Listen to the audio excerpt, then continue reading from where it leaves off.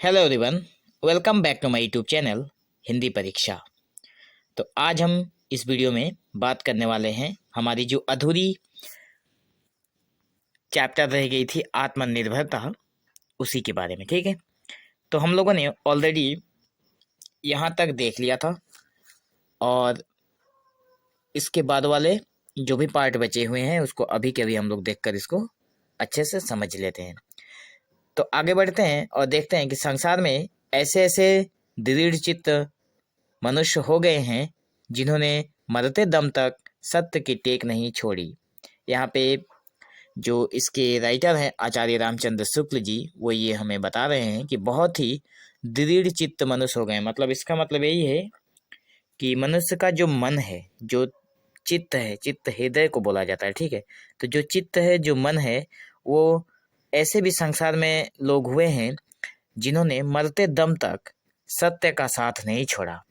अपनी आत्मा के विरुद्ध उन्होंने कोई काम नहीं किया है। राजा हरिश्चंद्र के ऊपर इतनी सारी इतनी इतनी विपत्तियां आई, पर उन्होंने अपना सत्य नहीं छोड़ा। उनकी प्रतिज्ञा यही रही, चंद्र टरे सूरज टरे, टरे जगत व्यवहार, पै दृढ़ श्री हरिश्चंद्र को, टरे न सत्य विचार। यहाँ पर इसको जो हमारे राजा थे हरिश्चंद्र, उनका ये प्रतिज्ञा था कि चंद्र सूरज और ये पूरा जगत बदल सकता है। ठीक है, पर हरिश्चंद्र जो सत्य का रास्ता पकड़े हैं वो कभी नहीं बदल सकता। सत्य को लेकर हरिश्चंद्र के मन में जो विचार था वो कभी नहीं बदला। ये बताने की कोशिश की है यहाँ पर कवि ने। ठीक है, लेखक ने, आचार्य रामचंद्र शुक्ल जी ने। आगे है, महाराणा प्रताप सिंह जंगल जंगल मारे मारे फिरते थे, अपनी स्त्री और बच्चों को भूख से तड़पते देखते थे, परंतु उन्होंने उन लोगों की बात न मानी जिन्होंने उन्हें अधीनतापूर्वक जीते रहने की सम्मति दी, क्योंकि वे जानते थे कि अपनी मर्यादा की चिंता जितनी अपने को हो सकती है उतनी दूसरों को नहीं। ये बहुत बड़ी बातें कही गई है कि अपनी मर्यादा की चिंता जितने हमको है उतनी दूसरे लोगों को कभी नहीं हो सकती है। ठीक है, क्योंकि एक बार एक रोमन राजनीतिक बलवाइयों के हाथ में पड़ गया। बलवाइयों ने उससे व्यंग्यपूर्वक पूछा, अब तेरा किला कहाँ है।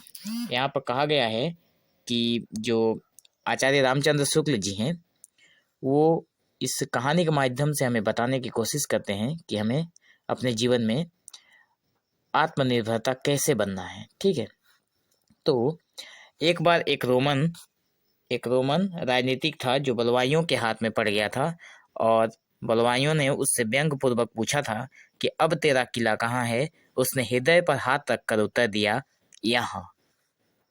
मतलब यहाँ पर जो व्यक्ति था उसका जो किला है, किला का मतलब घर होता है, उसका राजमहल होता है। तो सबने पूछा था जब बलवाइयों ने, तो उसने कहा कि यहाँ, मतलब उसने अपने हृदय पर हाथ रख के कहा कि यहाँ है।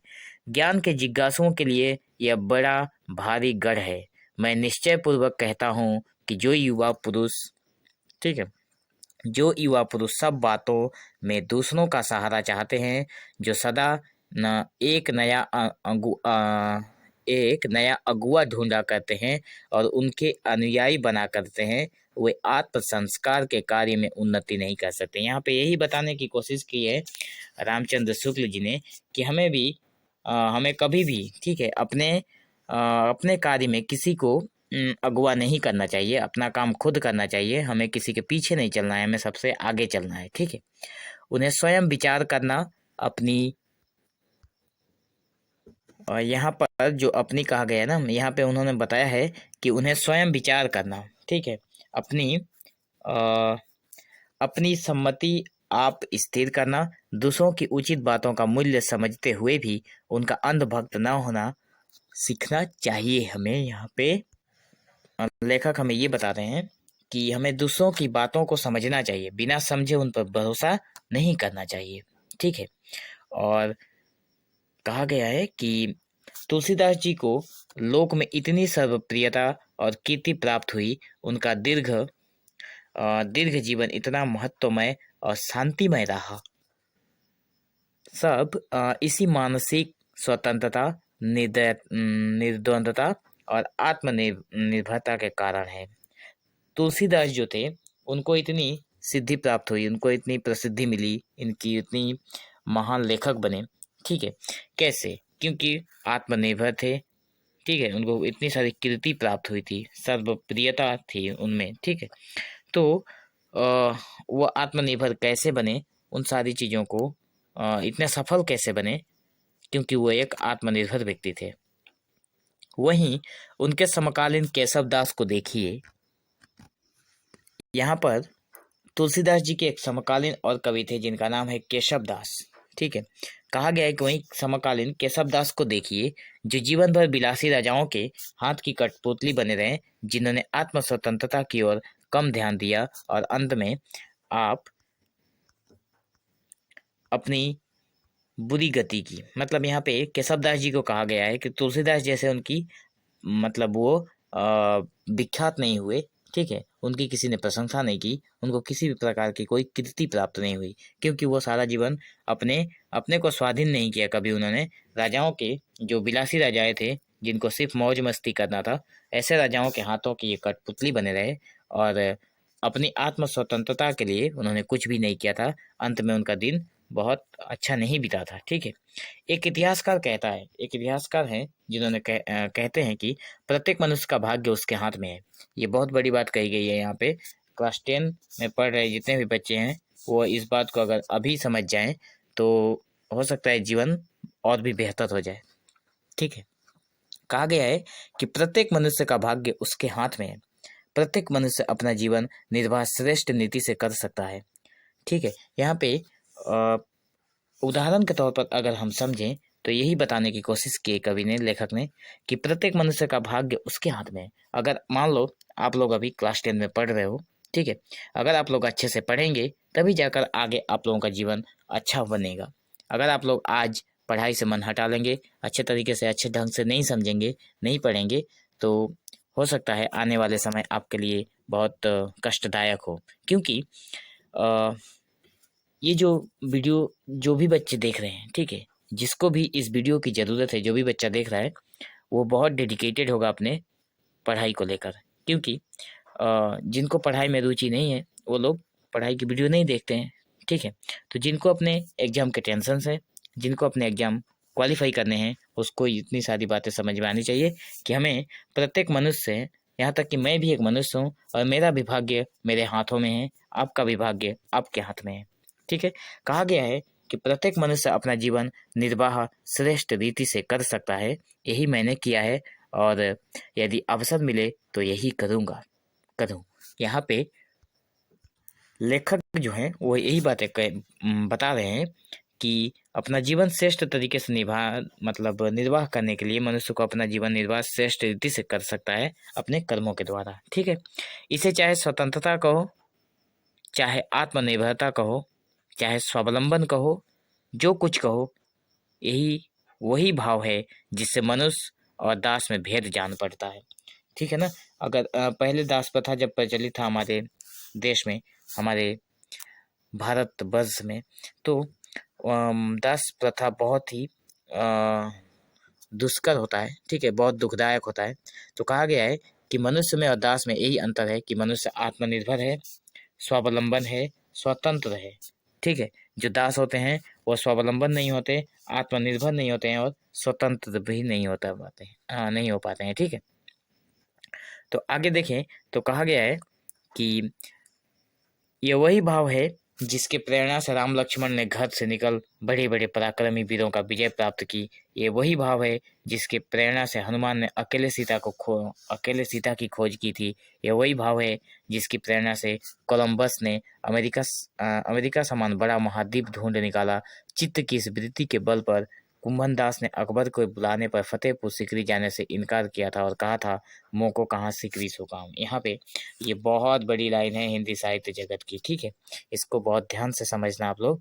कहा गया है कि हमारे अंदर, हमारे मन में चित्त की वृत्ति मतलब इसी वृत्ति के चित्त की इसी वृत्ति मतलब मन के इसी बात को लेकर, ठीक है, ये वही साहस है हमारे अंदर कि हम लोग कुछ भी कर सकते हैं। और इसी साहस के बल पर राम और लक्ष्मण घर से निकल पड़े थे। इसी साहस के बल पर हनुमान ने अकेले सीता की खोज की थी। और आगे अगर हम देखें तो ये वही भाव है जिसकी बदौलत कोलंबस ने अमेरिका का आविष्कार किया था। और ये वही चित्तवृत्ति है जिसके बल पर कुंभन दास, ठीक है, जो अष्टछाप के कवि थे उनमें कुंभन दास भी थे। और कुंभन दास ने अकबर के बुलाने पर अकबर जो मुगलों का राजा हुआ करते थे उनके बुलाने पर फतेहपुर सीकरी जाने से मना किया था और कहा था कि मोको कहाँ सीकरी सो काम। यहाँ पे कुंभन दास ने कहा था कि सीकरी जैसे जगह पर मेरा क्या काम है, ठीक है। इस चित्तवृत्ति के बल पर मनुष्य इसलिए परिश्रम के साथ दिन काटता है और दरिद्रता के दुख को झेलता है। इसी इसी चित्तवृत्ति के बल पर मनुष्य इसलिए परिश्रम के दिन काटता है और दरिद्रता के दुख झेलता है। अगर कोई इंसान, इस लाइन को आप लोग ध्यान से समझिए, अगर कोई इंसान मतलब परिश्रम नहीं करना चाहता है, ठीक है, तो उसका जीवन दुखदायक होगा। अगर कोई इंसान परिश्रम करता है और सही तरीके से अगर उसे जहाँ परिश्रम करना चाहिए वहाँ करता है तो उसका जीवन सुखदायक होता है। अब ये कहा गया है कि जिससे उसे ज्ञान के अमित भंडार में से थोड़ा बहुत मिल जाए। इसी चित्तवृत्ति के प्रभाव से हम प्रभ्रमणों का निवारण करके उन्हें सदा पद दलित करते हैं। कुमंत्रणाओं ये कुमंत्रणाओं का तिरस्कार करते हैं और शुद्ध चरित्र के लोगों से प्रेम और उनकी रक्षा करते हैं। ये चित्तवृत्ति मतलब हमारे हृदय की बातें की गई, ठीक है। इसी चित्तवृत्ति के प्रभाव से युवा पुरुष कार्यालयों में शांत और सच्चे रह सकते हैं। हमारा जो मन है उसी की बदौलत हम लोग अपने कार्यालयों में शांत और सच्चे रह सकते हैं, ठीक है। और उन लोगों की बातों में नहीं आ सकते जो अपनी मर्यादा खोकर दूसरों को भी अपने साथ बुराई के गड्ढे में गिराना चाहते हैं, ठीक है ना। तो यहाँ तक आप लोगों को समझ में आ रहा होगा। आगे देखते हैं। ये हमारी वही मन की दशा है, वही चित्तवृत्ति के प्रताप से बड़े बड़े लोग ऐसे समयों में भी जबकि उनके साथियों ने उनका साथ छोड़ दिया है अपने महत् कार्यों में अग्रसर होते गए हैं और यह सिद्ध करने में समर्थ हुए हैं कि निपुण उत्साही और परिश्रमी पुरुषों के लिए कोई अड़चन ऐसी नहीं जो कहे कि बस यहीं तक, ठीक है। मतलब इसका कहने का मतलब यही है कि अगर कोई व्यक्ति आगे बढ़ना चाहता है अपने जीवन में तो उसके लिए कोई रुकावट मायने नहीं रखती है और कोई रुकावट आकर ये नहीं कहेगी कि बस यहीं तक, आगे नहीं चलना है, रुक जाओ, ठीक है। और आगे नहीं बढ़ना है, मैंने कहा था ना। आगे देखते हैं। इसी चित्तवृत्ति की दृढ़ता के सहारे दरिद्र लोग दरिद्रता और अपढ़ लोग अज्ञाता से निकलकर उन्नत हुए हैं तथा उद्योगी और अध्यावसायी लोगों ने अपनी समृद्धि का मार्ग निकाला है। मतलब यहाँ पे लेखक जो है यही बताने की कोशिश कर रहे हैं कि हमारा जो मन है इसी के भरोसे, इसी के बलबूते पर जो लोग दरिद्रता से निकलकर धनी हुए हैं, अनपढ़ से पढ़ लिख कर उद्योगी बने हैं, व्यवसायी बने हैं, ठीक है ना, अपना मार्ग उन्होंने खुद बनाया है। इसी चित्तवृत्ति के आलंबन से पुरुष सिंहों को यह कहने की क्षमता हुई है, यहाँ पे मैं राह ढूंढूंगा या राह निकालूंगा, ठीक है, ये बातें कही गई है। यही चित्तवृत्ति की वृत्ति थी जिसकी उत्तेजना से शिवाजी ने थोड़े से मराठे सिपाहियों को लेकर औरंगजेब की बड़ी भारी सेना पर छापा मारा और उसे तितर बितर कर दिया था। ये वही साहस है, वही पराक्रम है जिसके बलबूते जो शिवाजी थे उन्होंने औरंगजेब की सेना को ऊपर भारी पड़ गए थे, ठीक है। ये वही साहस है, ये वही चित्तवृत्ति है जिसके सहारे एकलव्य बिना किसी गुरु या संगी साथी के जंगल के बीच निशाने पर तीर चलाता रहा और अंत में एक बड़ा धनुर्धर हुआ। मतलब यहाँ पे महाभारत की बातें की गई, ठीक है। महाभारत में जो एकलव्य हुआ था, जो अर्जुन से भी बड़ा धनुर्धर था, वो भी बिना गुरु के, उसने भी उसके गुरु नहीं थे फिर भी वो इतना बड़ा धनुर्धर बना था। जंगल में वो अकेले में प्रयास करता था अपनी धनुर्विद्या को, ठीक है। ये वही चित्तवृत्ति है जो मनुष्य को सामान्य जनों से ऊंचा बनाती है, उसके जीवन को सार्थक और उद्देश्यपूर्ण करती है तथा उसे उत्तम संस्कारों को ग्रहण करने के योग्य बनाती है। ये हमारा जो मन है वो हमेशा अच्छी चीज़ों के लिए रखनी चाहिए, क्योंकि बुरी चीज़ें और अच्छी चीज़ें दोनों अपने आसपास ही रहती हैं, लेकिन हमें ग्रहण कौन सा करना है ये हमारे ऊपर डिपेंड करता है। ठीक है, तो कहा गया है कि जिस मनुष्य की बुद्धि और चतुराई उसके दृढ़ हृदय के आश्रय पर स्थिर रहती है, वह जीवन और कर्म क्षेत्र में स्वयं भी श्रेष्ठ और उत्तम रहता है और दूसरों को भी श्रेष्ठ और उत्तम बनाता है। मतलब जिस व्यक्ति के हृदय में, जिस व्यक्ति की बुद्धि और चतुराई उसके साथ रहती है, वो व्यक्ति अपने जीवन में खुद तो आगे बढ़ता ही है, साथ में उसके साथ में रहने वाले बाकी लोग भी आगे बढ़ते हैं। प्रसिद्ध उपन्यासकार स्कॉट एक बार ऋण के बोझ से बिल्कुल दब गए। अब यहाँ पे उपन्यासकार जो जिनका नाम है स्कॉट, ठीक है, एक बार वो ऋण की बोझ से, मतलब उन्होंने एक बार ऋण लिया था और उसके बोझ से बिल्कुल दब गए। मित्रों ने उनकी सहायता करनी चाहिए, पर उन्होंने ये बात स्वीकार नहीं की और स्वयं अपनी प्रतिभा का सहारा लेकर थोड़े समय के बीच अनेक उपन्यास लिखकर लाखों रुपए का ऋण अपने सिर पर से उतार दिया था इन्होंने। ठीक है, तो उन्होंने, उनके जो मित्र थे, स्कॉट के जो मित्र थे, वो सहायता करने के लिए आए थे, पर इन्होंने मना किया था और कहा था कि मैं अपनी प्रतिभा के बल पर, अपने अंदर जो टैलेंट है उसके बल पर मैं इस ऋण को चुकता करूंगा। और थोड़े ही दिनों में उन्होंने इतना उपन्यास लिखा कि उसे बेचकर जो पैसे उनको इनकम हुए, उनसे लाखों रुपए को उन्होंने अपना कर्ज जो था उसको उन्होंने चुका दिया था। ठीक है, तो ये जो चैप्टर है आत्मनिर्भरता, ये ज़्यादा बड़ा नहीं है। इससे पहले वाले वीडियो में हम लोगों ने आधी सारी बातें कर ली थी और ये हमारा सेकंड पार्ट है और ये चैप्टर यहीं पे फिनिश हो जाता है। ठीक है, तो आगे के वीडियो में हम लोग क्वेश्चन आंसर को समझने की कोशिश करेंगे। तो आप लोगों को अगर और भी सब्जेक्ट, मतलब इस क्लास 10 के माइल हिंदी का अगर और भी चैप्टर चाहिए तो आप लोग चैनल के प्लेलिस्ट में जाएं, आप लोगों को वहाँ से सारी चीज़ें सीरियल वाइज मिल जाएंगी। ठीक है, सो अगर आपके फ्रेंड्स में से किसी को भी इस वीडियो की ज़रूरत हो तो उसे ज़रूर अपने ये वीडियो शेयर करें। ठीक है, so thank you for watching this video. Have an awesome day.